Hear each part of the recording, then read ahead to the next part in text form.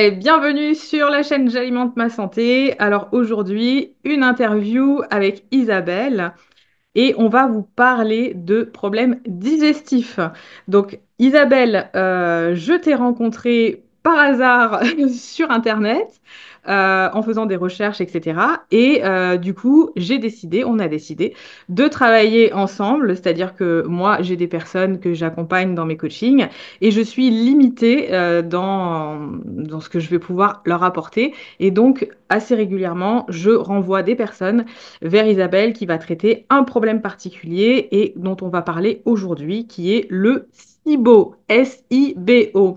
Alors, Isabelle, peux-tu déjà te présenter et nous expliquer ce qu'est le SIBO et ton parcours, pourquoi tu fais ça aujourd'hui, pourquoi tu accompagnes des personnes, parce que toi-même, tu as été atteinte de ce problème-là et ça a été le parcours du combattant pour toi pour te sortir de ce problème de santé. Donc, je te laisse te présenter.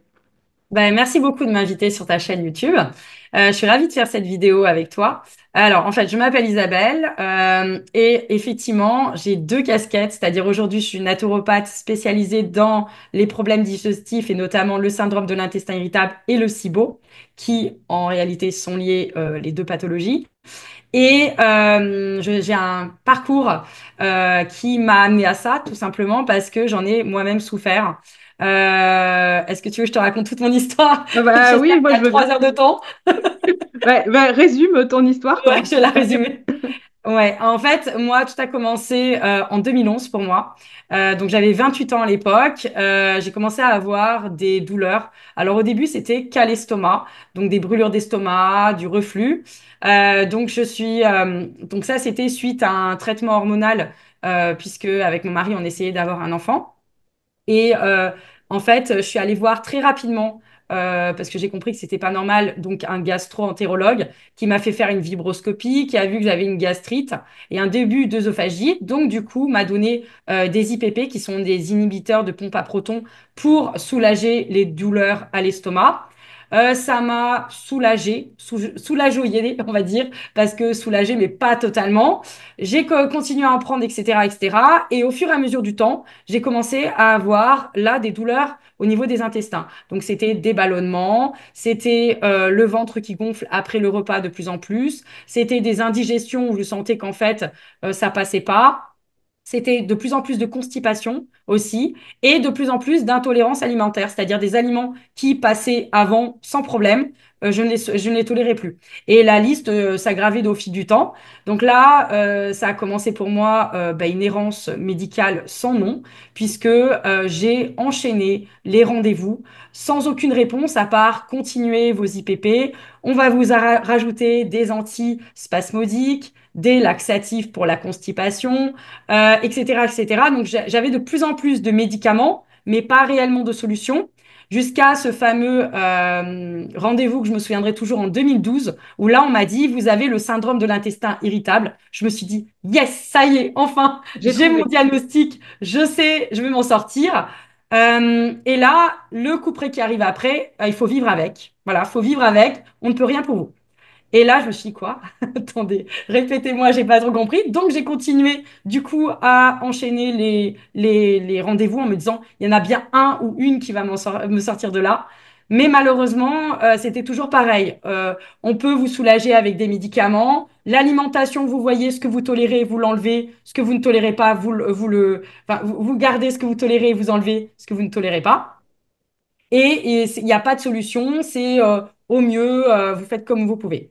Donc là, moi, c'était impossible pour moi d'envisager à mon âge de vivre avec. J'avais l'impression plutôt de survivre.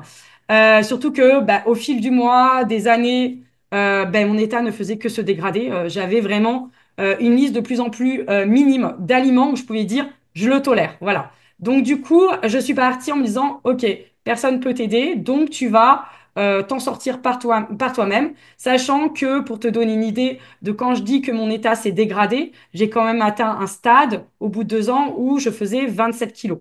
Voilà, donc tu vois mon état de difficulté à manger se refléter à mon poids, puisqu'en fait, à la fin, j'en étais arrivée à me dire, je ne mange plus que ce que je tolère et qui ne me fait pas de douleur. Donc, c'était trois aliments. C'était l'huile, le filet de poulet sans peau et les carottes cuites. Voilà. Donc en fait, avec ça, effectivement, bah, il y a une diminution et une perte de poids vertigineuse que j'ai eue.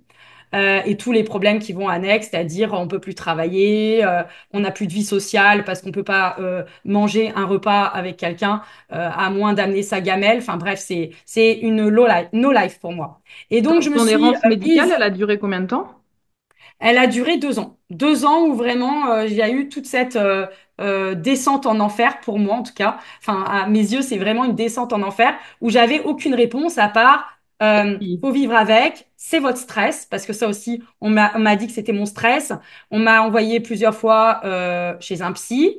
On m'a demandé de prendre des anxiolytiques, des antidépresseurs, ce que je me refusais parce qu'au fond de moi, je savais que effectivement, je semblais stressée mais j'étais stressée par ricochet de ce que je vivais actuellement. Enfin, à ce moment-là, en tout cas. Et donc, je savais que mon problème initial était physique et Mhm. qu'effectivement, ce problème qui n'avait pas de solution, ou en tout cas une solution qu'on ne me donnait pas, il me l'amplifiait, effectivement, mon stress, que j'étais dépressive, hein, quasiment, parce que, effectivement, quand on te dit à l'âge que j'avais même pas 30 ans que tu dois vivre avec ça, bah, qui n'est pas déprimé, qui n'est pas stressé? Personne. C'est impossible. Oui, puis Donc, ton effectivement, alimentation était tellement restreinte que bah, du coup, tu t'es stressé et tu as une dépression parce que tu manges rien en fait. exactement. C'est une dépression Eh intestinale, en oui, c'est fait. ça, ouais. C'est un nom, en plus. Enfin, maintenant, je le sais, mais à l'époque, je le savais pas, en tout cas. Mais oui, oui, totalement, c'est ça. Et donc, en fait, moi, je me suis dit, bah, personne peut m'aider. Donc, je vais m'en sortir par moi-même. Et donc, comme j'ai un backup, en fait, scientifique, je me suis lancée dans la recherche moi-même de mon problème. Et j'ai épluché toutes les études scientifiques au départ qui existaient justement sur le syndrome de l'intestin irritable, tous les Oui, livres aussi parce qu'il faut sur ce remettre les choses dans sujet-là. le contexte. On est en 2012, donc il n'y a pas énormément, on ne parle pas beaucoup encore du microbiote à cette époque-là, hein. Ouais, exactement, c'est ça. Et alors, il y a vraiment on n'était pas du tout dans le même monde, on va dire. Et donc en fait, d'ailleurs à ce moment-là, j'ai ouvert mon site qui au début était un blog vraiment pour partager ma vie en me disant, mais peut-être qu'il y aura une, deux, trois personnes qui vont se reconnaître dans ce que je vis et je me sentirai moins seule Un moi seul. aussi. Oui, qui vont Et témoigner en peut-être fait, comment ils ont fait. Ouais, ouais. ouais, c'est ça. Et pour la petite anecdote, c'est que rapidement, j'ai halluciné. J'ai vu 100, 200, 1000, 10 000, 20 000 personnes qui me suivaient sur mon site. Donc ça a explosé. Je me suis dit, ah ouais, mais en fait, on est très, très nombreux à être dans la même errance, la même situation et à avoir ce fameux diagnostic de syndrome de l'intestin irritable. Vous devez vivre avec, etc., etc. Donc, du coup, ça m'a encore plus motivée à trouver la solution en me disant, bah, je vais m'aider moi-même et je vais aussi aider les autres. Et au fil du temps, avec beaucoup, beaucoup de recherches, j'ai découvert qu'en fait, jusqu'à 84% des personnes qui ont le syndrome de l'intestin irritable ont en réalité une maladie qui s'appelle le SIBO. Donc, c'est quand même un chiffre vertigineux comme ça, parce que ça veut dire que plus de 8 personnes sur 10 qui ont ce diagnostic d'intestin irritable ont en réalité un SIBO. C'est Et ils ne le savent énormissime. pas. Et ne le savent pas. Exactement, c'est Et ça. mais le truc, c'est que la plupart du temps, ce que je me rends compte aussi, c'est que les thérapeutes ne savent même pas ce que c'est que le SIBO. Oui, Enfin, ou les médecins, enfin, je parle vraiment là des médecins qui, gastro-entérologues, etc., ils n'ont pas la connaissance. Tu leur dis le mot SIBO, ils connaissent même pas. Parce que j'ai oui, une personne comme ça, pareil, errance médicale, bon, on met dans le sac fourre-tout SII, comme ça, elle me laisse tranquille. Mais il y en a une, j'ai dit, bah, demande quand même à ton médecin, parle-lui du SIBO, il ne connaissait pas. C'est quand même un truc de fou quand même à oui. cette époque. Ouais, non, non, mais c'est sûr. Mais moi, j'ai discuté avec des médecins qui, d'ailleurs, moi, j'ai dans mon programme Vaincre son SIBO, j'ai des médecins, j'ai des pharmaciens, j'ai des naturopathes, j'ai des coachs. Et j'ai discuté avec certains médecins qui ont rejoint mon programme et qui m'ont dit, on n'a pas été formés sur le SIBO. On a entendu, alors il y en a certains qui me disent, on a entendu le nom, mais surtout ce qu'on a entendu, c'est le syndrome de l'intestin irritable. Donc, effectivement, ils n'ont pas cet enseignement. Et pour avoir pris le temps et le nombre d'années qu'il faut pour faire les recherches, ça prend tellement de temps et c'est vraiment du plein temps que j'ai fait puisque j'ai été en arrêt maladie, etc. Donc, ça demande énormément de travail, en fait. Donc, effectivement, il faut du temps pour se mettre à jour sur ça. Et il y a beaucoup de différentiels entre justement les Américains, parce que c'est eux qui m'ont tout appris. J'ai tout appris par là-bas, hein, pas en France, qui eux ont plus de 10 à 15 ans d'avance par rapport à nous. Parce que eux, là-bas, ils le connaissent, hein, le SIBO, hein, ça c'est sûr. Ouais. Et là, quand tu vas voir un médecin ou un spécialiste, c'est pas, enfin, il connaît du coup le SIBO. Aux États-Unis? États-Unis, ouais. Ouais, ils connaissent et ils ont même des hôpitaux de recherche qui hospitalisent sur place les personnes qui ont un SIBO avec des soins appropriés qu'on est très très loin Oui. d'avoir en France et que je ne sais pas si on aura un jour d'ailleurs. Oui, Parce que, mais même les tests du SIBO en France, c'est compliqué, hein. Regarde, les tests, on les prend en Allemagne, hein. ouais, c'est ça. C'est quand Parce même qu'en fait, c'est à l'inverse, hein. en France, il y a une méconnaissance et aussi, c'est mal pris en charge. Et en fait, à cause de cette méconnaissance et ces erreurs, bah, il y a environ, j'estime, 90-95% des tests SIBO qui sont faits en France qui sont faux, erronés. Et qui passent à côté de SIBO, qui disent non, vous n'avez pas le SIBO parce qu'ils ont été mal faits et en réalité, la personne en souffre. C'est triste, hein, Oui, parce que du il y a coup, la des faux personne, négatifs en fait. Donc du coup, tu penses que les tests qui sont faits en France sont beaucoup moins fiables et qu'il vaut mieux aller faire les tests en Allemagne en fait, il y a ou à plusieurs l'étranger. lieux en fait qui sont OK parce que en fait, pour réaliser correctement un test du SIBO, c'est pas se poser la question, OK, j'habite à Hmm. Tombouctou, où est le lieu le plus proche de chez moi? Ça, si on raisonne comme ça, on a un test mal réalisé. En fait, pour bien réaliser un test, il y a beaucoup de paramètres. Il y a le bon substrat, la bonne durée, la bonne machine, les bons gaz qui sont mesurés, la bonne fréquence et encore plein d'autres paramètres. Et en fait, s'il suffit qu'il y ait juste un seul paramètre, il y a aussi le bon protocole de préparation. Donc, il y a vraiment beaucoup de paramètres. Il suffit qu'il y ait un seul des paramètres qui soit pas coché, qui soit pas exact, le résultat sera faux. Et Hmm. qui dit résultat faux, dit traitement faux, puisque, enfin, pas bon, qui ne marchera pas. Parce qu'en fait, chaque type de SIBO a un protocole qui lui est adéquat. Et le type de SIBO est donné par un bon résultat de test et une bonne interprétation de ce résultat. Donc, si le test est faux, le résultat sera faux, l'interprétation sera fausse, et donc, du coup, on partira sur un traitement qui ne fonctionnera pas. Ouais. Voilà. Est-ce que tu peux Donc, c'est hyper important, en fait, de choisir un lieu qui est homologué et ouais. qui coche toutes les cases. Voilà.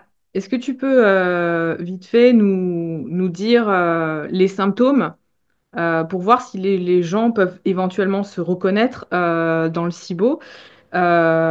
Et aussi important, je vais le dire maintenant, comme ça, parce que sinon je vais oublier. En barre d'infos, je vais mettre le lien pour que vous puissiez faire le quiz du SIBO pour savoir si éventuellement vous avez un SIBO ou pas. Alors le quiz est gratuit, tu proposes un quiz du coup sur ton site internet.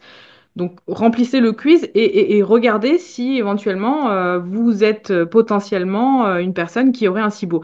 Mais en gros, comment on reconnaît qu'on a un SIBO? C'est quoi les symptômes principaux? Oui. Alors, les symptômes principaux, il y en a deux environ. C'est les ballonnements, le ventre gonflé. Et on peut aller même jusqu'au ventre où on dit femme enceinte, hein. Enceinte. Mm. Voilà. Ça, c'est le premier symptôme caractéristique en général d'un SIBO. Et le deuxième symptôme, ça va être soit diarrhée, soit constipation. Ça, c'est vraiment les L'alternance deux des deux. symptômes typiques.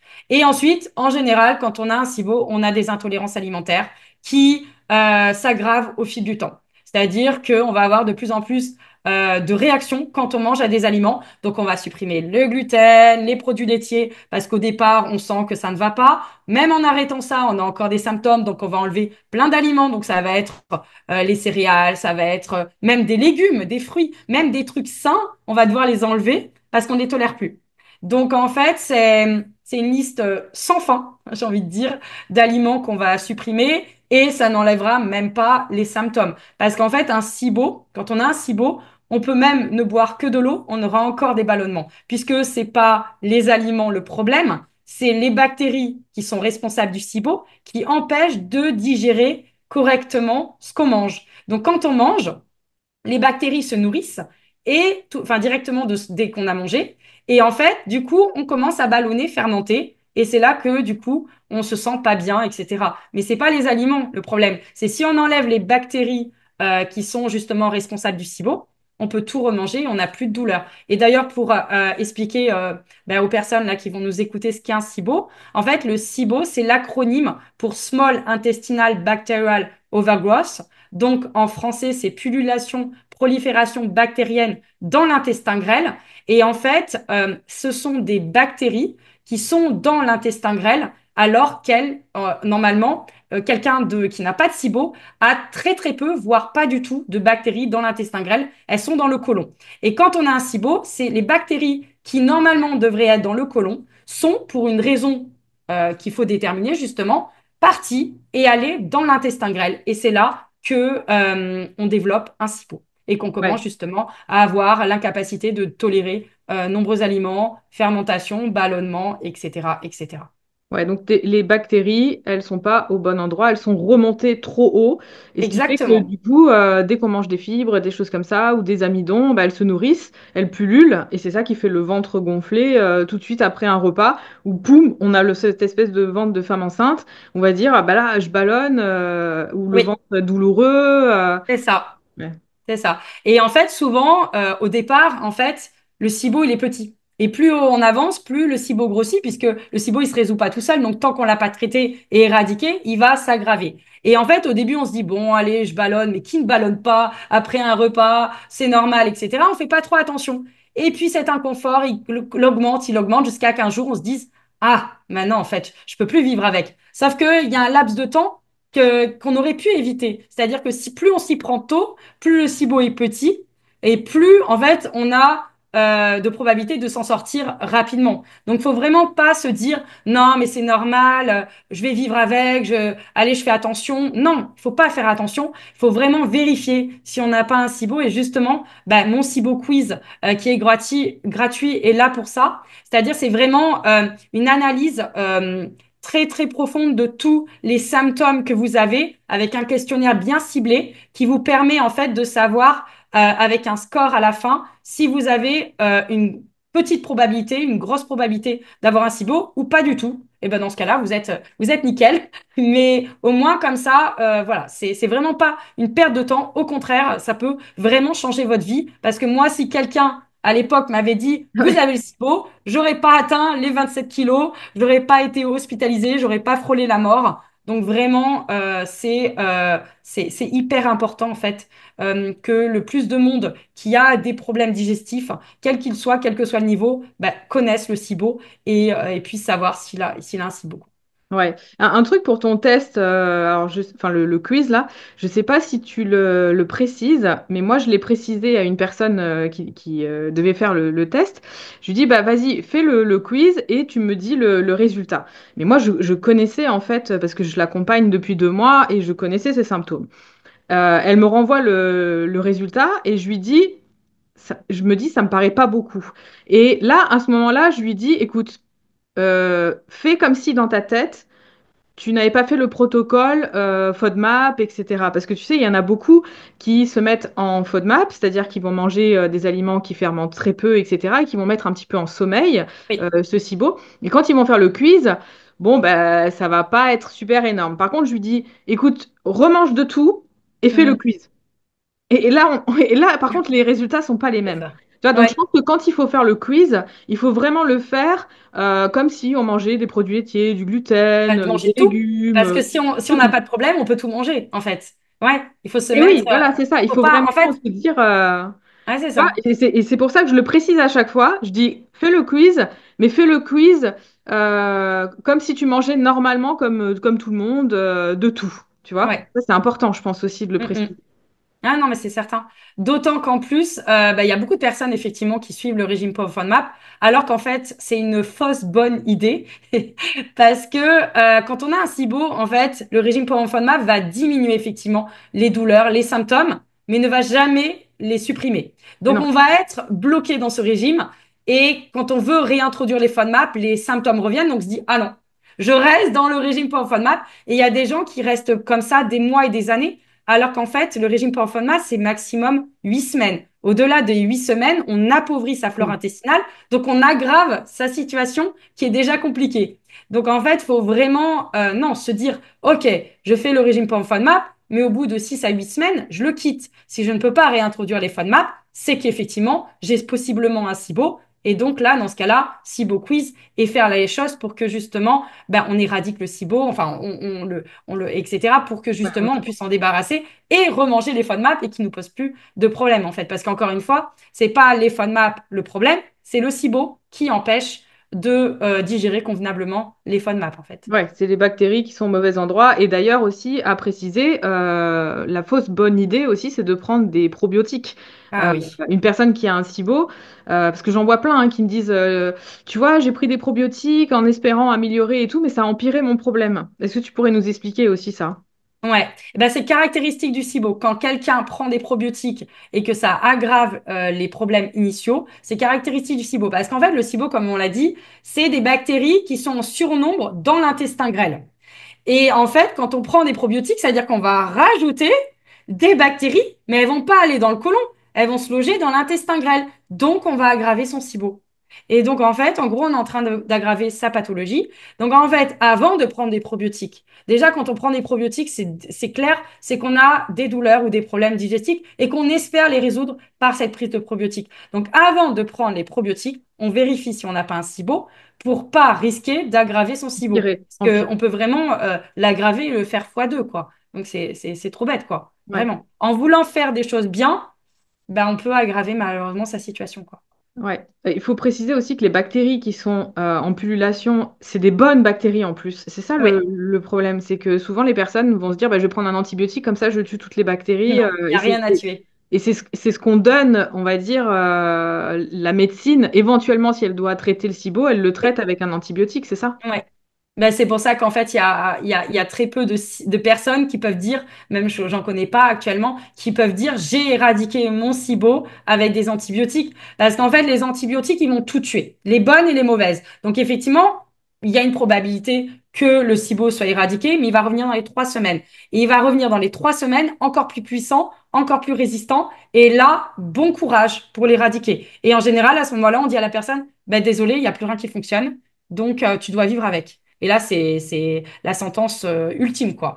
Donc non, en fait, il y a rien à tuer. En fait, c'est des bonnes bactéries, mais qui sont au mauvais endroit. En fait, le SIBO est une dysbiose. Il y a deux types de dysbiose. Il y a la dysbiose où c'est des mauvaises bactéries et Mm. la dysbiose où il y a des bonnes bactéries, mais au mauvais endroit. Mais les deux sont une dysbiose, en fait. Voilà. D'accord. Donc le principe, en gros, c'est de prendre les bactéries qui sont au mauvais endroit et de les rebasculer au bon endroit Et sans les tuer. voilà. Ça paraît simple, mais c'est compliqué. Hyper compliqué. Ouais. Alors, est-ce que tu pourrais nous dire la raison pour laquelle ces bactéries se sont logées au mauvais endroit? Ouais, alors. Il faudrait plusieurs heures parce qu'en fait, il y a énormément, énormément de possibilités. Ça, c'est vraiment bah, pour te dire, moi, j'ai le programme Vaincre son SIBO, il y a un module complet sur les causes possibles qui font que justement, il y a ce déplacement. Il y a énormément de causes possibles. Il peut y avoir, par exemple, une intoxication alimentaire, il peut y avoir une hypothyroïdie, il peut y avoir enfin, il y a énormément, mais des causes de multiples en fait. Il peut y avoir aussi une endométriose, il peut y avoir, enfin voilà, il y a énormément de causes Une différentes qui grossesse? peuvent expliquer Une que grossesse? non, normalement la grossesse, normalement enfin c'est au niveau hormonal, donc normalement après quand on a accouché, ça revient normal et ça devrait pas, enfin normalement non, en tout cas, c'est pas une des causes D'accord. euh, reconnues du SIBO. Ouais. Ou une césarienne ou quelque chose comme ça aussi, ça? Ah oui. Ça oui. Une césarienne, oui, parce qu'en fait, quand on a une césarienne, en général, on a une opération et en fait, il y a des adhérences. Et les adhérences peuvent faire que justement, post-opératoire, peuvent faire qu'on développe un SIBO. Oui, Ouais. Prise d'antibiotiques aussi? aussi. Ouais. C'est Prise de ça, certains médicaments? ouais. Les IPP aussi, Ah la oui, des IPP. PPP, des inhibiteurs de pompe à protons. Les troubles alimentaires, ça Ouais. aussi, c'est une cause de développer un SIBO. Les Euh, jeunes? oui, aussi. Ouais. Quand on a, ou quand on a été anorexique aussi, par exemple, Oui, boulimique. oui, c'est ça, exactement. Ouais. Les troubles alimentaires, c'est une des causes, des grandes causes en fait de développer un SIBO. Donc voilà, il y a énormément de causes possibles qui sont multiples. Mais il faut toujours trouver aussi, bah, moi, il y a toujours, enfin, dans mon programme, il y a toujours, il y a la prise en charge traitement adapté au type de SIBO, mais il y a aussi la prise en charge de là ou les causes du SIBO. Parce que si on ne fait pas les deux en parallèle, bah, en fait, le SIBO va revenir. Et comme je dis, moi, quand je dis à quelqu'un, on va traiter son SIBO, c'est pour s'en débarrasser et s'en débarrasser définitivement, quoi. Oui. C'est le but. Et oui, alors du coup, déjà, il faut traiter le type de SIBO parce qu'il y en a quatre différents, c'est ça? Ouais, c'est Donc, ça. il y a quatre SIBO différents, donc pour chaque SIBO, il y a un traitement différent. Et en Exactement. plus de ça, il faut aussi traiter les pathologies sous-jacentes qui sont responsables du SIBO. Exactement, c'est ça. Parce que sinon, ça va revenir. Ça revient. Ça revient en général dans les 3 semaines. Voilà, si c'est Ah ouais. pas. Ouais. Donc ça peut être très rapide. Oui, oui. Ah oui. C'est normal, puisque elles l'ont fait une fois le trajet Ouais, colon-intestin irritable, intestin grêle. Il n'y a pas de raison que si on n'a pas résolu la chose, elles ne le refassent pas. Donc oui. ouais, elles connaissent le chemin maintenant. Exactement. C'est ça. Ah ouais, ouais, pour s'en débarrasser, c'est pas simple, hein. Et ouais, mais si on est quelqu'un de base, de stressé, et que c'est le stress qui nous engendre le SIBO, du coup, il faut, faut traiter le stress aussi. Ouais, alors c'est une super question. En fait, le stress, je trouve qu'il a bon dos. On dit toujours c'est le stress, voilà, pour pas remettre, enfin, pour mettre un petit peu la faute sur la personne. Alors le stress, il aggrave la pathologie, il aggrave les symptômes, il aggrave l'intensité, il augmente tout. Mais par contre, le stress ne peut pas être responsable d'une maladie. C'est la maladie qui fait qu'on a ces symptômes et le stress qui va tout amplifier fois 10, fois 20, fois 30. Donc effectivement, il y a une gestion du stress à faire en parallèle, que d'ailleurs je fais aussi au sein de mon programme Vaincre son SIBO, parce que c'est hyper important. Mais juste une gestion du stress ne suffira pas. Et à contrario, enfin, essayer de traiter son SIBO sans gérer son stress, ça ne marchera pas potentiellement aussi, surtout pour les personnes qui ont un gros stress, quoi, en fait. Voilà. Hmm. Qui est dans Alors, la boucle, on va dire. tu disais que c'est important de le traiter, le SIBO, parce que ça peut aussi engendrer d'autres problèmes de santé, notamment Oui. des maladies auto-immunes, des choses comme ça. Ouais. Ou des problèmes de thyroïde, enfin, qu'est-ce qu'il y a d'autre comme soucis de santé? Si on laisse trop traîner un SIBO comme ça, qu'est-ce qu'on peut avoir comme problème?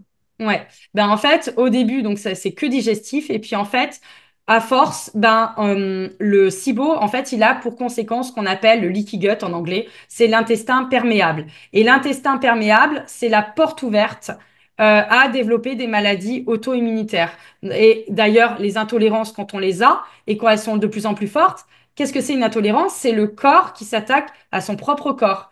Et même pour un simple légume lambda, hein, ça peut arriver. Donc déjà, rien que ça doit impressionner quand même.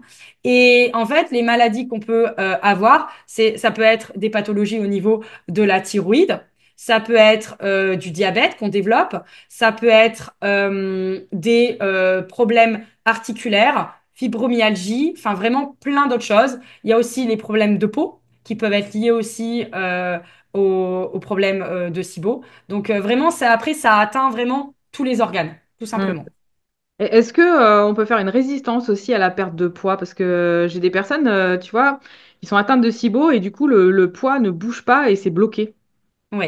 Alors, le cas le plus courant quand on a un SIBO, c'est de perdre beaucoup de poids. Mais par contre, il y a environ 5% des personnes qui ont un SIBO. Et là, ça va être l'inverse. Elles ne vont... et j'ai même eu une personne qui ne mangeait mais pratiquement plus rien. Mais quand je dis plus rien, c'était vraiment l'équivalent de moi ce que je mangeais quand je faisais 27 kilos, c'est-à-dire des carottes cuites et du filet de poulet sans peau, et qui était en surpoids, mais vraiment gros surpoids et qui ne perdait rien. Oui, parce qu'en fait, il y a une résistance qui se fait au niveau du métabolisme et un dérèglement. Et là, c'est au niveau métabolisme. Et effectivement, c'est une conséquence potentielle du SIBO. Oui. Hmm.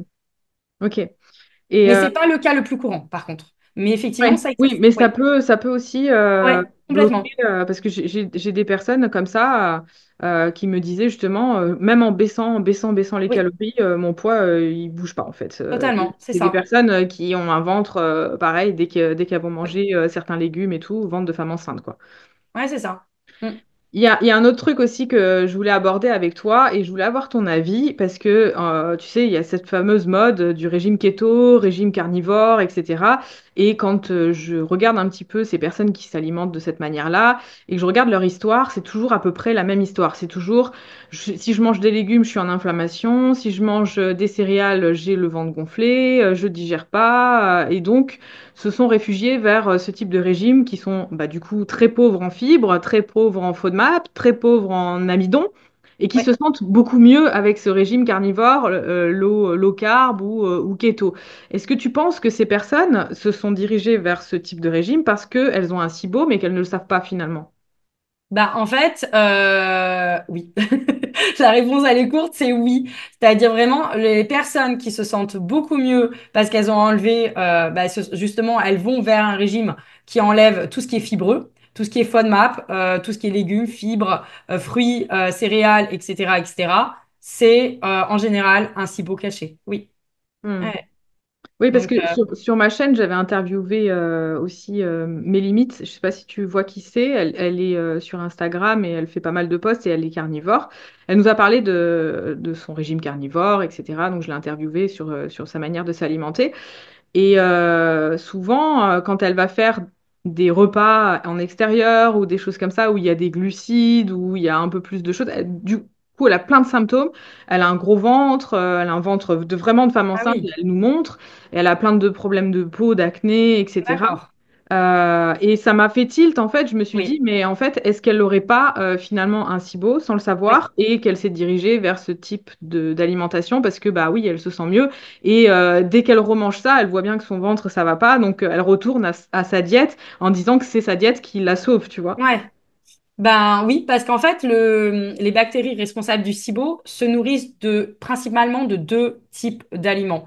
Il y a les FODMAP et il y a les glucides. Donc en fait, le régime keto carnivore enlève ça. Donc effectivement, c'est un grand, grand signe. Moi, je recommande à toutes les personnes qui se reconnaissent par rapport à ça de te faire De le faire le SIBO quiz. quiz. Clairement. Ah De ouais. faire le quiz pour voir. Et de faire le quiz comme si vous mangiez normalement, pas Oui. carnivore ou keto. Ouais.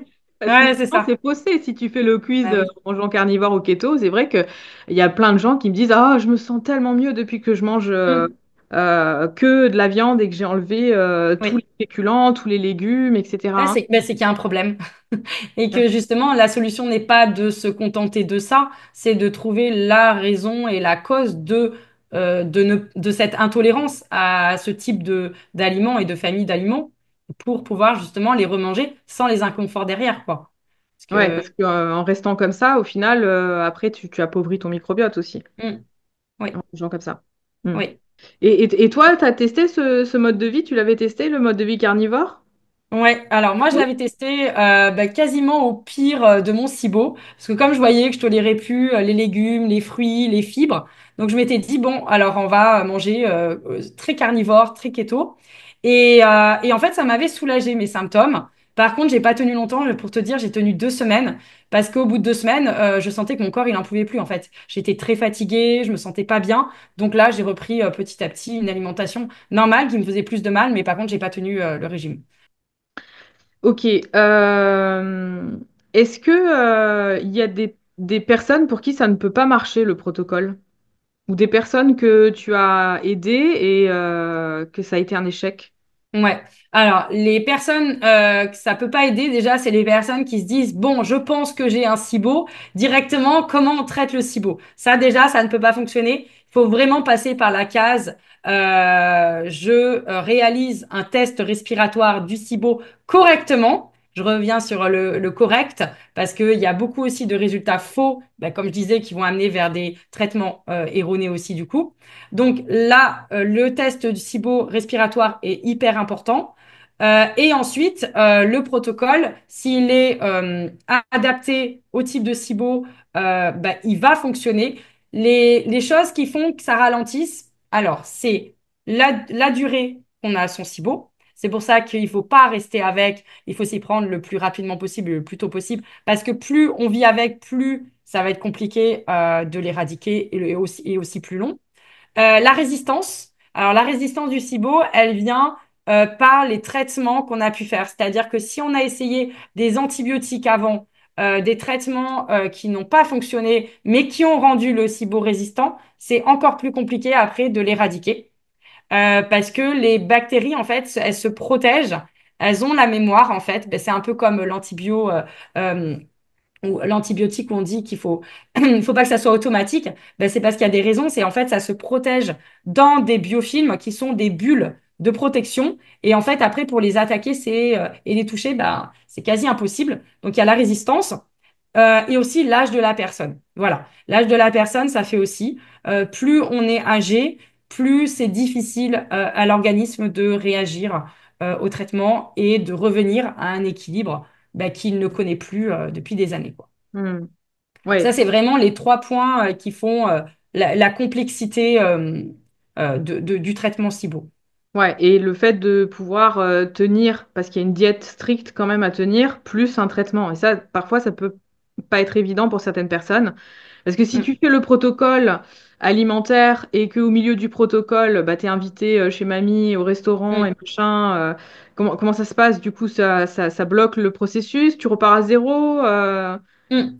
Ben alors ça, c'est un écart, effectivement. En fait, alors, moi, je pars du principe que quand on a appris qu'on a un SIBO alors qu'on souffre depuis des années, en général, les personnes, elles se disent, ça y est, je sais enfin de quoi je souffre, donc je suis motivée comme jamais pour m'en sortir. Donc c'est vrai que le mental, il joue. Donc les personnes, en général, se disent, non, ça vaut le coup, je vais tenir. Après, il faut cadrer la chose pour que justement la personne n'ait pas le besoin de faire des écarts. Donc moi, par exemple, dans mon programme, je donne des menus et des recettes à foison qui sont adaptés au régime alimentaire en fonction du régime alimentaire qui est lui-même adapté au type de SIBO. Donc en fait, effectivement, on va pas manger des burgers, des pizzas pendant son protocole SIBO, mais de toutes les manières, les personnes qui ont un SIBO avaient déjà une tonne d'aliments qu'elles ont enlevés. Ouais. Donc en fait, il y a déjà une restriction. Donc, c'est juste, il y a des fois des personnes qui ont enlevé plein de choses, mais elles savent même pas qu'elles ont laissé encore quelques aliments qui continuent à nourrir leur maladie et donc aggravent leur situation et vont faire en plus que du coup, il va y avoir d'autres aliments dans le futur qu'elles ne toléreront plus. Parce que bah, c'est le processus. Donc, en fait, il faut à un moment donné se dire, OK, j'ai déjà supprimé des aliments, j'en supprime ceux qui sont bons, enfin, je remets ceux qui sont bons et je supprime ceux qui sont mauvais. Par contre, je dis toujours, c'est enlever pour mieux pouvoir remettre après. Oui, Parce que c'est le ça. but, bah, c'est d'avoir l'état que j'ai aujourd'hui. C'est-à-dire, moi, depuis 2017, j'ai éradiqué définitivement mon SIBO et je mange de tout. Je Oui. n'ai plus, sauf que j'aime pas, mais je mange de tout. C'est-à-dire que je mange du gluten, je mange du pain, je mange des pizzas, je mange des glaces, j'ai plus aucun aliment où je me dis non, je ne mange pas parce qu'il me fait mal. Non, ça n'existe pas. Hmm. Et pourtant, j'ai suivi le protocole pour éradiquer mon SIBO, mais j'étais déjà dans la restriction. Donc, en Oui. fait, c'est une restriction pour une autre, en fait. C'est juste changer ses habitudes un petit temps pour mieux pouvoir remettre ensuite les aliments et surtout traiter le mal, entre guillemets, qui fait que aujourd'hui, la personne est obligée de supprimer des aliments de son alimentation. Et en général, la personne n'aime pas souffrir, donc à supprimer ces aliments. Parce que, on peut pas vivre et être dans le mal toute la journée. C'est impossible, quoi, tu vois. Et ouais. Donc, Attends, je vais te raconter une anecdote d'une personne qui m'a écrit sur Instagram il y a 2 jours, pour te dire. Elle me dit, ouais, je digère plus rien, je sais plus quoi faire, etc. Elle m'écrit ses symptômes, mais c'est une personne que je ne connais pas sur Instagram, tu vois, qui m'écrit comme ça parce que elle a vu mon interview, je sais plus de quoi on parlait et tout. Ah oui, je parlais des régimes carnivores. Et elle me dit, non, moi je lui pose la question, je lui dis, mais est-ce que tu aurais pas éventuellement peut-être un problème de SIBO? Enfin, tout ce que tu me dis, ça ressemble à un SIBO. Et elle me dit, oui, c'est ça, j'ai été voir une thérapeute, c'était bien un SIBO que j'avais, mais ça va toujours pas. Bon, et je continue à lui poser des questions et je lui dis, quel type de thérapeute tu as été voir et c'était quoi comme type de SIBO? Et quel test est-ce que tu avais fait? Et là, elle me dit, j'ai fait aucun test, je ne savais pas quel type de SIBO j'avais. Je lui dis, bah, c'était quoi le protocole? Elle me donne le protocole, elle me dit, bah, en fait, c'était courgette, riz, poulet. J'ai fait ça pendant un an avec un traitement, je sais plus ce qu'elle lui avait donné, des huiles essentielles ou je sais pas quoi. Et elle a fait ça pendant un an. Elle me dit, j'ai fait un régime hyper restrictif pendant un an pour éradiquer, pour le SIBO. Et je lui dis, mais en fait, tu te rends compte que tu as fait ça un an pour rien? Parce que, en fait, tu ne savais Waouh. pas, un, quel type de SIBO tu avais, Ah et deux, oui. tu n'as jamais fait le test Ouais. pour savoir déjà si tu avais le SIBO, quel Bah type de oui, c'est voilà, SIBO c'est tu ça. avais. On sait même pas si elle a le Bah SIBO en ouais, fait. finalement, on sait même pas. Ah ouais, Et, non. et, euh, et du coup, tu n'as pas refait de test derrière pour savoir si ça Hmm. fonctionnait le traitement ou pas, ce qu'elle t'avait donné. Et là, elle est tombée des nues, tu vois. Elle m'a dit, Ah mais je oui. suis dégoûtée, j'ai Hmm. perdu un an, j'ai perdu un fric monstre parce que les compléments alimentaires, ça coûte super cher.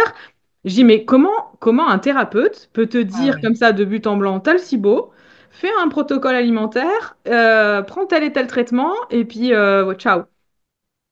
Bah, Et c'est une puis prise en elle, charge elle de a grand continué n'importe quoi, pendant là. un Vraiment, an. c'est. Tu vois? Bah, moi, j'ai reçois des fois des messages qui ressemblent. C'est des thérapeutes, mais je j'adhère pas du tout, hein. Des thérapeutes qui, juste aux symptômes. Et ils disent, oh, ça sent le SIBO. Ça sent le SIBO. Et puis, ils vont partir sur des protocoles qui ont bah, aucun sens, en fait. Parce que, peut-être que la personne n'a pas de SIBO, parce qu'il y a cette maladie, elle a des symptômes que une autre maladie peut avoir La aussi. candidose, Donc, par en fait, exemple, candidose, exactement. Candidose, ça prolifération ressemble. bactérienne aussi dans le côlon. Enfin, il y a plein de pathologies et pas que le SIBO. Donc premièrement. Et deuxièmement, le type de SIBO bah, est passé à la trappe. Donc, il n'y a même pas les bases, en fait. S'il n'y a pas les bases et la fondation, tout la suite, ça s'effondre, hein. C'est comme une pyramide. S'il n'y a pas la base, il n'y a pas de pyramide, quoi, en fait. Ah Donc ouais. non, c'est impossible qu'elle ait pu aller mieux avec ça. Eh ben oui, Et c'est ce que c'est je lui ai pour dit. ça qu'elle va pas mieux. Non, non, Ben, c'est pour ça c'est... que je te l'ai envoyé. Ah ouais, bah, t'as bien fait. Je te l'ai Parce envoyé, que j'ai dit, bon, bah, si tu veux vraiment traiter ton ah SIBO, ouais, mais il faut va qu'elle voir reparte à la Isabelle. base, c'est-à-dire elle fait son test respiratoire dans les formes, ensuite analyse avec le type de SIBO, et là elle part sur le protocole adapté à son type de SIBO. Non mais elle va voir la différence, hein. Là Eh c'est ouais. clair. Mm. Et les protocoles, donc j'imagine qu'il y a 4 protocoles différents en fonction du type de SIBO, c'est ça? Ouais, c'est ça. OK. Et chaque protocole va durer combien de temps? C'est une bonne question. Alors en fait, un cycle de traitement, c'est 3 mois. Et en fait, en fonction du SIBO, de son niveau, de son type et de sa résistance, il faudra potentiellement plusieurs cycles. Il y a des personnes qui l'éradiquent en un seul cycle, et il y en a d'autres où il faut plusieurs cycles en fait. Alors, tu fais un cycle avec l'alimentation, la complémentation, on stoppe, on refait un test, c'est ça? On refait un retest, c'est ça, du SIBO. On refait un test. Et pendant ce que tu fais le test, on fait quoi? On continue l'alimentation ou... Ouais, on continue Ah parce ouais, qu'il y a plusieurs phases en fait au régime. Donc il n'y a pas de période où on se dit, ah, qu'est-ce qu'on fait? Non, ouais, tout d'accord, est ouais. vraiment C'est bien calibré. cadré, etc. Il y a un ordre, etc. Et il n'y a pas que le traitement et le régime alimentaire, il y a aussi tout ce qui est autour parce que, comme on l'a dit, il faut faire bouger ces bactéries qui sont dans l'intestin grêle et les remettre dans le côlon. Donc, en fait, il y a aussi ce travail qui doit être fait constamment, tous les jours, en fait, pour que ça fonctionne. Et aussi la recherche des causes, etc., etc., pour solutionner aussi cela. Tout cela en parallèle. Et effectivement, il y a le retest du SIBO pour accréditer qu'on a éradiqué son SIBO, ou bien les niveaux ont baissé. Et là, on repart sur un autre cycle pour éradiquer ce qui reste, en fait. Voilà. D'accord. Donc, quand les personnes, elles prennent la formation avec toi pour éradiquer son SIBO, toi, tu les suis jusqu'à ce qu'il n'y ait plus de SIBO. Exactement. Je les suis jusqu'à éradication du SIBO, donc c'est-à-dire jusqu'à que le test SIBO démontre une négativité au niveau des résultats, démontrant qu'il n'y a plus le SIBO. Voilà. D'accord. Et la personne ça a duré le plus longtemps, c'était quoi? Un an. C'était un an. Ah Mm. ouais, t'as pas eu Mm. au-delà d'un an? Alors, c'est très très rare. J'ai eu 2 cas au-delà d'un an. Et c'est toujours, ben, soit quelqu'un qui a pris énormément d'autres traitements ou même quelques traitements, il n'y a même pas besoin d'énormément, quelques traitements antibiotiques avant et qui en fait n'ont pas marché mais qui ont tout, voilà, tout pété au niveau de la résistance du SIBO ou l'âge. Les personnes de plus de, en général, de plus de 67-70 ans, c'est compliqué. Voilà. Ouais. Et des personnes Mais qui... quelqu'un qui est jeune, Ouais, en général, c'est en un cycle, deux cycles, trois cycles grand maximum, quoi. ouais, 3 mois, 6 mois, 9 mois. Voilà, c'est ça. Voilà. Et en 3 mois, t'en as beaucoup? J'en ai pas mal. Ouais. Ouais. Ouais. Et alors, en général, c'est toujours un peu le même, le même cas de figure, c'est-à-dire quelqu'un qui n'a jamais pris aucun traitement. Donc D'accord. ça, c'est nickel. C'est-à-dire, en fait, du coup, le fait de faire un traitement hyper ciblé qui est adéquat, ça va taper direct et ça va super bien fonctionner. Donc, c'est quelqu'un donc qui n'a pas fait de traitement avant et qui a moins de 60 ans. Voilà. Ok, là, tu te dis, tiens, bah, Et allez, là, encore ça une marche bien. fois. Ouais, ça marche bien. Ouais. Hmm. Et là, tu vois, j'ai une personne aussi que je t'ai envoyée qui a commencé à faire le test et donc il va prendre rendez-vous avec toi pour analyser le test. Elle a un problème de santé sous-jacent et en fait, si tu veux, elle espère que ce problème de santé est venu à cause du SIBO pour pouvoir justement ne plus avoir son problème de santé. Elle a un problème d'acromégalie, donc c'est un problème qui est quand même assez particulier. Et elle pense que c'est le SIBO qui est la raison de sa maladie. Bon, après, comme je lui ai dit, si c'est ça, bon, ben voilà, tant mieux, c'est génial. Mais de toute façon, s'il y a un SIBO, il faut quand même le traiter quoi qu'il arrive. Mais C'est ça. bon, quand tu vas traiter un SIBO, est-ce que ça t'est arrivé aussi souvent qu'il y avait des maladies sous-jacentes, hypothyroïdie, hyperthyroïdie ou peu importe, qui avaient été Ouais. engendrées par le SIBO et qui ont été guéries grâce à l'éradication du SIBO? Oui, oui, oui. Bah, déjà mon cas personnel, puisque moi, en fait, au bout de plusieurs années où j'avais justement des problèmes digestifs, je commençais à avoir des problèmes de thyroïde. On m'a donné le Levothyrox que je n'ai jamais pris. Et en fait, je n'avais pas compris le lien entre les deux pathologies. Pour moi, thyroïde n'avait rien à voir avec le digestif, Ah ouais? jusqu'à ce que j'éradique mon SIBO. Et en fait, mes problèmes de thyroïde ont totalement disparu par eux-mêmes. Donc voilà, donc déjà mon cas personnel. Et après, j'ai eu d'autres personnes, par exemple. Là, j'ai en tête une personne qui m'avait contactée en me disant, moi, ce qui me pourrit ma vie, c'est j'ai de l'acné. Je suis vraiment envahie d'acné depuis très très longtemps. Ça me pourrit vraiment ma vie. Et à côté de ça, finalement, les problèmes digestifs, ça va. Mais elle en avait quand même des problèmes digestifs, mais beaucoup moins engendrant pour elle au niveau de sa vie sociale, etc.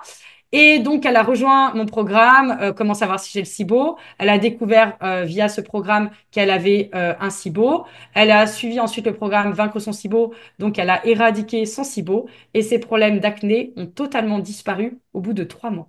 Alors que ça faisait plus de 15 ans qu'elle avait de l'acné, qu'elle avait essayé énormément de crèmes pour soulager ça, vu un nombre incalculable de dermatos. Donc, en fait, on a des belles surprises des fois. Et en fait, pour savoir, je dis toujours, parce qu'il y a des personnes qui me disent, ben, j'ai ça, est-ce que c'est la cause ou la conséquence du Hmm. SIBO? Ou est-ce que c'est lié ou c'est pas lié? Je dis toujours, éradique ton SIBO, tu verras, si Oui. ça disparaît, c'est que Ok. c'était la conséquence, tout simplement. Et si ça disparaît pas, ben, c'est que c'est un problème complètement annexe qu'il faudra résoudre, en fait. Mais il y a des belles surprises comme ça, effectivement. Euh, et c'est génial en fait. Ça Hmm. démontre en fait que ce qu'on disait, c'est-à-dire que effectivement c'est une maladie digestive. Au début, on va se dire bah, ça va être que sur le digestif, je vais pouvoir vivre avec, mais on n'imagine pas l'impact que ça peut avoir sur d'autres organes en fait. Oui, c'est Donc, ça. faut vraiment pas se dire bon bah c'est bon, j'enlève ça de mon alimentation, ça. Et en plus, même en faisant cette démarche de réflexion, ça ne marche pas parce qu'en fait, au fil des mois et des années, je l'ai vécu et je l'ai vu sur beaucoup de personnes que j'ai pu accompagner, la liste d'aliments devient de plus en plus short. Et à un moment donné, bah non, on peut pas rester sur une liste aussi short d'aliments. C'est pas une vie, quoi. Voilà, Oui, à un c'est moment donné, impossible. après, tu finis, tu manges plus grand-chose, quoi. C'est ça. Bah voilà, tu bois de l'eau. Non. Ouais, non, et même l'eau. Mais même l'eau, ça ballonne, voilà. J'ai des personnes qui me disent aussi, oh, quand je bois trop de l'eau, je Ouais. ballonne. Bah oui. Ouais, Ouais, ouais. ouais. Ouais, c'est clair. Bah, c'est exactement ça. L'eau du robinet, tu sais, avec, Oui. avec du chlore. Oui. Donc, ben, on boit plus, on mange plus, mais on vit plus. Voilà, Ouais, c'est ça. Après, tu es nourri par sonde gastrique, ouais, c'est problématique. c'est pas folichon. Euh, ok, donc déjà, je pense que je t'ai posé toutes les questions que moi j'avais à te poser. Combien de personnes, en gros, depuis que tu accompagnes, t'as accompagné? Ouais. Alors là, j'ai pas recalculé, mais à un moment donné, j'avais calculé, j'en avais déjà plus de 8 000 depuis mes tout débuts que j'ai accompagné. Voilà. Ah ouais, 8 000 personnes qui vont mieux grâce à toi, quoi. Ouais. Mais crois-moi, on est énormément, il y a énormément de personnes qui me contactent. Je reçois environ plus de entre 40 et 50 messages par semaine, par mail et Instagram. Donc c'est énorme le nombre de personnes et c'est tout le temps finalement la même situation en fait où on se dit bon bah voilà au début j'arrivais à vivre puis Mm, maintenant j'y arrive beaucoup moins, ça me pèse trop, etc. Mais il faut pas attendre ce moment de se dire ça me pèse trop. Il faut vraiment s'y prendre au plus vite, en fait. Et malheureusement, il y a une méconnaissance de cette maladie, alors qu'il y a des millions de personnes qui en souffrent, en fait. Donc, faut vraiment pas rester sur un zéro diagnostic ou mm, sur un diagnostic erroné type syndrome de l'intestin irritable et vraiment regarder la piste du SIBO. Parce mm, que vraiment, moi, je sais que si on me l'avait donné, cette piste, je m'aurais été épargné beaucoup de souffrance, beaucoup de d'errance, beaucoup de larmes, beaucoup de pleurs et aussi de fatigue mentale à se faire des nœuds à la cervelle en se disant mais qu'est-ce que je vais manger pour pas avoir mal? Est-ce que c'est cet aliment qui m'a donné ces symptômes? Ah non, c'est peut-être celui-là que j'ai mangé la veille. Enfin, on se fait des nœuds à la cervelle, ça fume, ça. S'il y a le feu à l'incendie, là, c'est pas possible. Voilà. Donc, ouais. Aujourd'hui, tu en as fait ton métier principal c'est ça. Ouais, mon et métier ta tout court. passion. C'est ça, exactement. En fait, quand je m'en suis sortie, tu vois, comme je t'ai dit, en 2015, j'ai ouvert mon site et c'est là que j'ai découvert que je n'étais absolument pas la seule, mais qu'il y avait vraiment énormément, énormément de personnes qui se reconnaissaient dans ce que je vivais. Et quand je m'en suis sortie en 2017, alors j'ai fait une petite pause bébé, où là j'ai enchaîné les grossesses.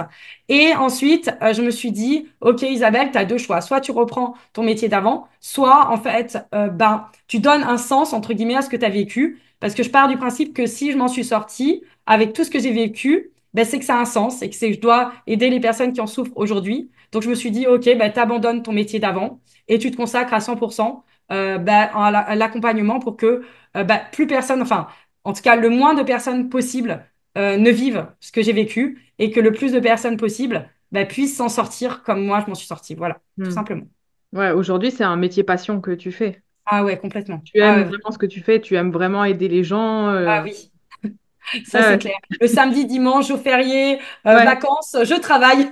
Ouais, ouais, t'es comme Ouais, moi. j'adore. Moi, c'est pareil. Je j'ai pas de jour. Je bosse tout le temps en fait parce que Bah je oui. fais. En Bah, fait, quand c'est passion, on n'arrive pas à s'arrêter, quoi. Tout oui, c'est simplement. ça. Quand c'est un métier passion, il n'y a pas de jour férié, il n'y a pas de, Non, il y a pas de c'est ça. dimanche. T'as envie Exactement. en fait d'aider les gens, de recevoir les Ouais, messages, de te dire ah ouais, chouette, on va faire ça et ça. exactement. Et le matin, tu te lèves, tu te dis, OK, c'est génial. Même si t'es fatigué, t'as pas dormi, t'as été réveillé par tes enfants, mais tant pis, t'as la pêche Ouais. parce que tu sais que tu vas aider des personnes et c'est la meilleure mission de vie, quoi, clairement. Mais c'est clair, c'est clair. Et Comme qui toi. de mieux qu'une personne qui a vécu ça dans ses tripes Bah oui. va pouvoir le faire accompagner.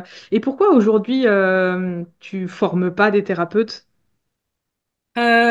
Parce qu'en fait, pour moi, en fait, enfin, moi, quand je m'étais dit, voilà, je vais me consacrer mon plein temps à aider les autres, c'était vraiment aider les personnes qui en souffrent, pas former les professionnels, etc. J'étais vraiment partie dans la dynamique et je suis toujours dans cette idée de d'aider les personnes qui en souffrent en premier lieu, plutôt que de former, parce que quand je vois le nombre de messages que je reçois tous les jours, je me dis, il y a trop de personnes qui en souffrent, donc c'est elles en premier lieu, et puis après, on verra pour la suite, quoi.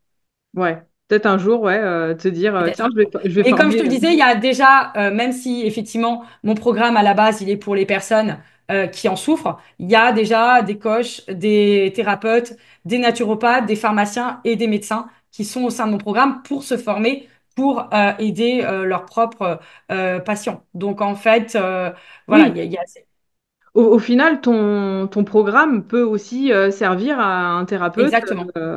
de se C'est dire, ça. tiens, voilà, je veux une casquette nouvelle, je vais prendre la formation d'Isabelle et je vais me Exactement. former au SIBO. Et Totalement. cette personne pourra, elle aussi, accompagner d'autres personnes Exactement. grâce à C'est ton ça. programme. Ouais, ouais, non, mais Ouais. c'est bien. Mais il est vraiment très, très bien fait, hein, de toute façon, ton programme. Et ce qui est bien, C'est c'est gentil. que tant que c'est pas réglé, tu suis la personne. Exactement.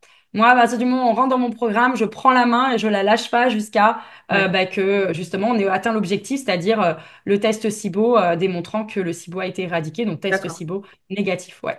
Ouais. Et les personnes, elles, du coup, elles te contactent par mail, sur Instagram, C'est comment? ça, mail, Instagram. Et puis à partir du moment où ils ont rempli le SIBO quiz, ils reçoivent mes mails. Hmm. Donc ils sont dans ma newsletter où justement je donne beaucoup d'informations pour aider aussi, pour leur faire comprendre comment réaliser bien leur test du SIBO, etc. Donc je donne beaucoup d'informations et puis ils reçoivent ma newsletter aussi. Hmm. Donc ils peuvent aussi par ce biais-là communiquer avec moi. D'accord.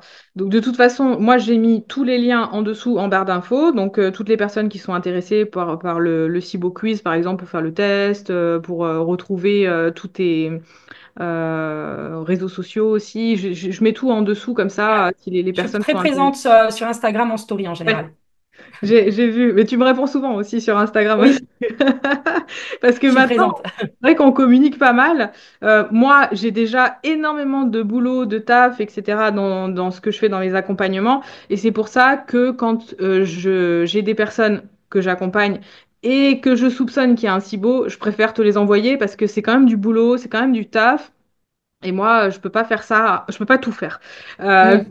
C'est pour ça qu'on a décidé, voilà, que moi, quand il y avait des personnes, je te les envoyais.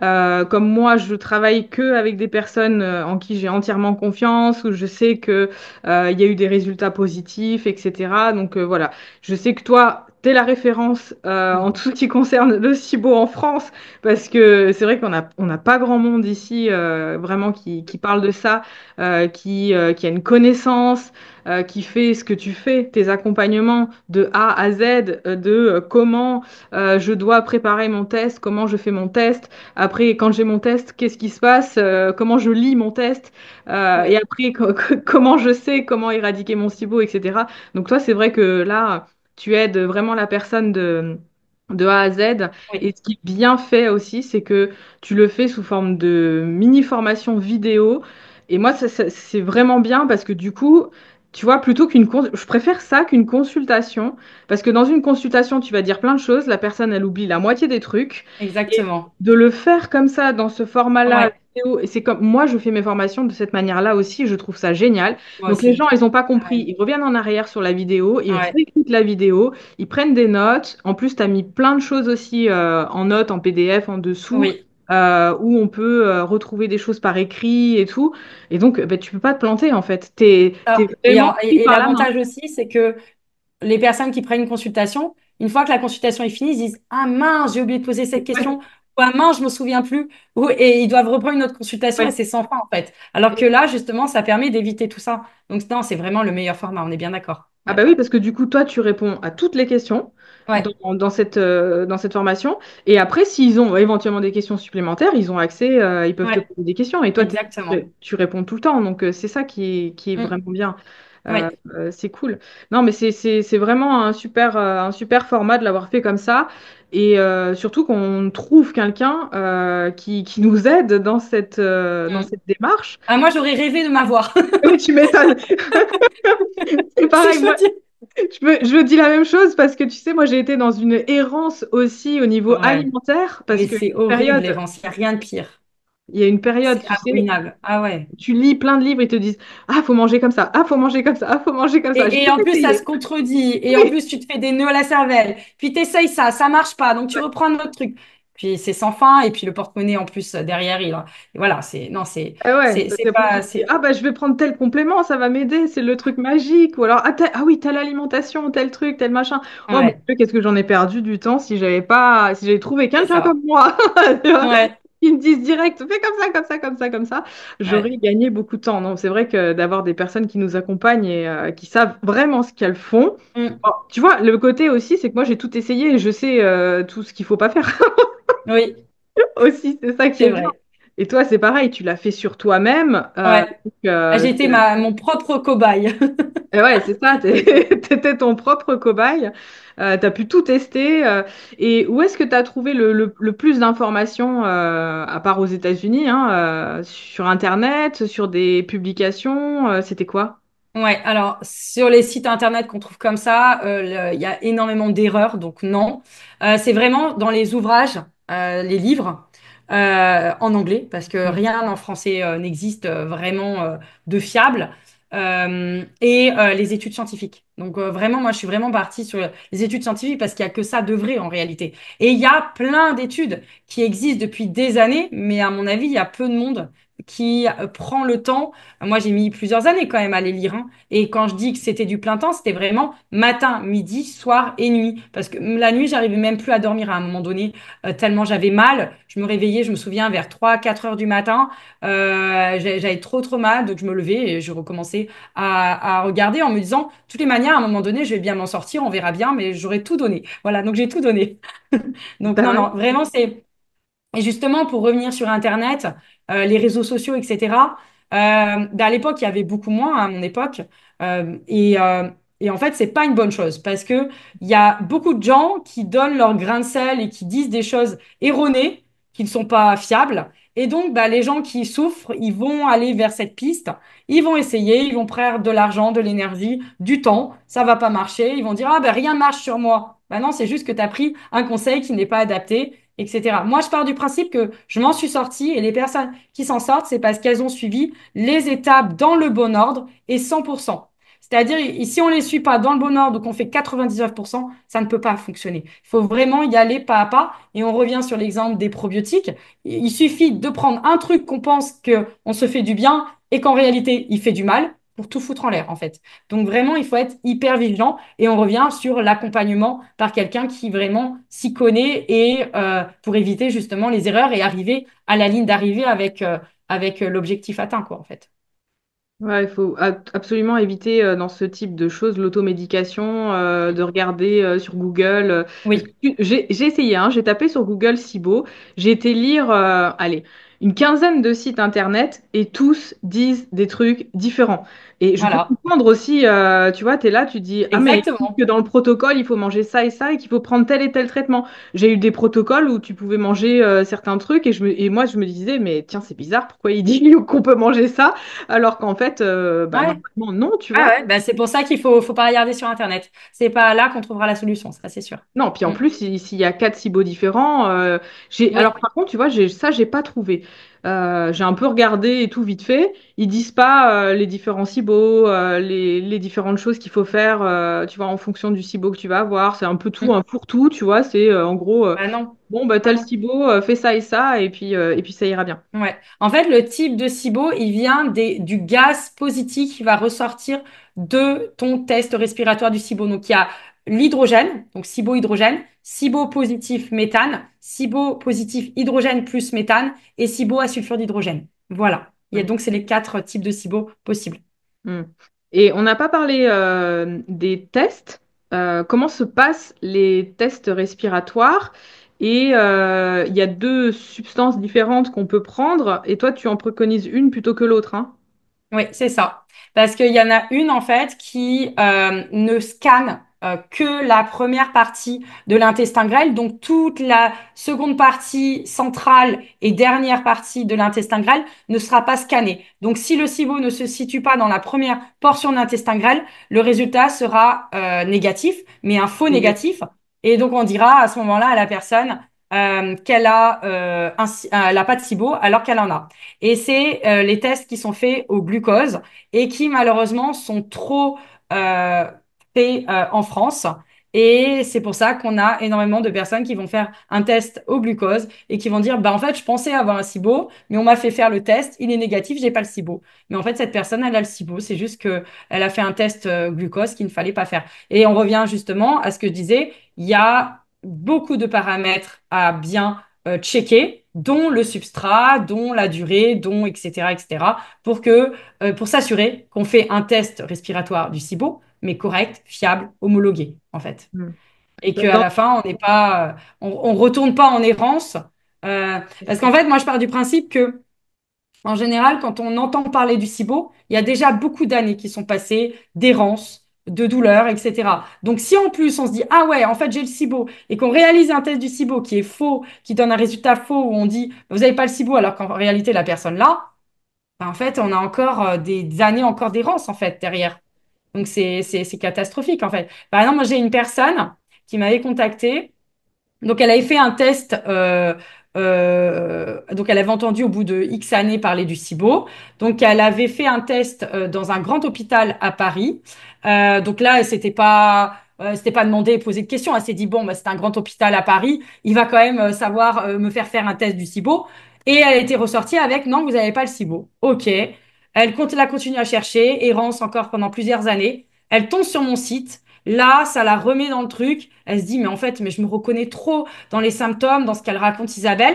Elle me contacte et là, je lui dis, ben non, faut pas faire un test au glucose. Donc, elle rentre dans mon programme comment savoir si j'ai le SIBO. Elle réalise correctement son test du SIBO qui revient positif. Ben, elle a perdu 6 ans. Voilà. 6 ans entre le fait qu'elle avait des douleurs, apprendre qu'elle avait un SIBO, faire un test erroné au glucose qui avait donné un faux résultat.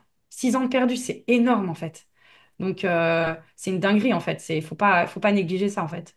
Ouais, donc les personnes qui ont fait, peut-être qui nous écoutent, qui ont fait un test au glucose, refaites quand même un test au lactulose pour voir. Et ce qui est bien, c'est que dans ta formation, tu expliques tout le protocole qu'il faut faire avant de faire le test, parce que ça, c'est important aussi. Il y a beaucoup de personnes qui ne sont C'est pas hyper important. préparées. Ouais. C'est trop important de faire la Et préparation. pendant un mois avant de passer son test du SIBO, il y a une préparation spéciale pour éviter justement les faux négatifs et les faux positifs.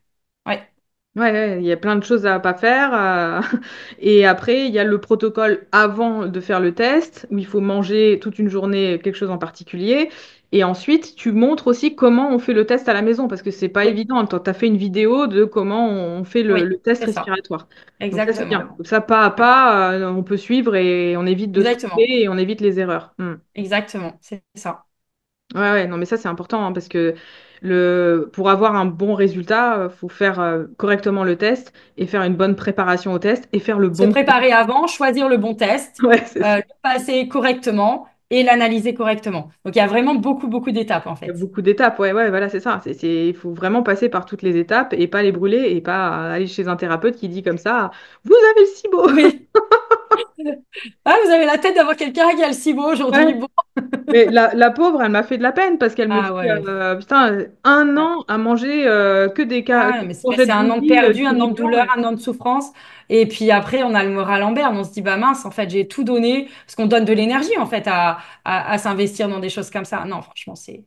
Bah oui, parce que tu manges, t'as un protocole alimentaire à Ouais. respecter et Ah ouais. elle s'est dit, bon, bah je vais le faire. Elle a suivi le truc, elle a continué. Sauf que quand elle voulait réintégrer des aliments, bah ça n'allait pas, elle repartait sur le Mhm. protocole, tu vois. Ouais. Non, non, Et au ça, final, c'est bah, elle n'a n'importe jamais éradiqué son SIBO et sur mon message, là, un peu, tu vois, elle était un peu dégoûtée. Elle m'a dit, oh là là, elle dit, Ouais, faut-il que je j'imagine, hein. recommence, Bah en oui. fait. Ouais. Mais bon, avec les bonnes personnes, là, si tu Mm. recommences avec les bonnes personnes, tu vas avoir certainement des résultats en 3, 6, 9, voire un an grand Oui. maximum. Parce que là, les personnes aussi qui ont pris ta formation, elles me disaient, oh là là, tu crois que le protocole, il va durer combien de temps et tout, parce que c'est quand même assez difficile à tenir. Ouais. Puis il y a les fêtes, tu vois. Je dis, bah Alors écoute, après, commence en moi, janvier, je hein. dis toujours, et c'est la réalité, la pilule magique qu'on prend 5-10 jours pour éradiquer un SIBO, elle n'existe pas. Et Si non. elle avait existé, je l'aurais prise moi-même. Mais elle n'existe pas. Donc après, c'est un protocole qui dure la durée qu'il faut, mais ça fait combien de temps aussi que la personne souffre? Et ensuite, c'est pour ne plus jamais souffrir. Donc Mm. ça vaut quand même le coup, quoi. Eh Enfin, oui, moi, en tout c'est cas, je sûr. trouvais que ça valait le coup. Ah, mais je suis tout à fait d'accord avec toi, hein. Oui, ça vaut le coup, hein, mais Bah oui. Il peut y avoir au départ certaines réticences, tu vois, de se dire, oh là là, il faut que je fasse un protocole, que je puisse plus manger chez mémé, je peux plus manger au Mm. restaurant, je peux plus aller avec mes amis. Voilà, il faut se mettre en mode, bah, je suis malade, j'ai un problème de Oui, santé et il c'est faut que je ça. règle. Et je Et vais justement enfin voilà, faire du bien à mon corps pour retrouver totalement la santé et pouvoir ensuite manger des pizzas, etc., etc. ouais, c'est ça. Exactement. Oui. Ok. Est-ce que tu avais encore d'autres choses à rajouter ou des choses qu'on n'a pas abordées ou peut-être sur ton histoire ou des Non, moi c'est catégories? bon. On a tout, on a fait le tour quasiment de tout. Bon, Mm. si jamais vous avez des questions, vous pouvez les poser en barre d'infos. Tu pourras y répondre éventuellement aussi. Ouais, il n'y a pas de souci. Ouais, je te donnerai le lien de la vidéo, comme ça tu Ouais, pourras avec plaisir. venir faire un petit tour sur les questions s'il y a des questions Ouais, en dessous. Et voilà, je vous ai mis tout en barre d'infos. Donc, pareil, vous avez tous les liens en dessous. Donc, n'hésitez pas à cliquer, à aller voir un petit peu le travail d'Isabelle. En tout cas, merci beaucoup de ton temps, de cette interview. avec C'est grand vraiment plaisir. super. J'espère qu'on va pouvoir, grâce à cette interview, aider encore plus de personnes à aller J'espère mieux aussi. au niveau digestif. Voilà. Mm. Ben, merci beaucoup en tout cas. Merci Isabelle. Ciao tout le monde.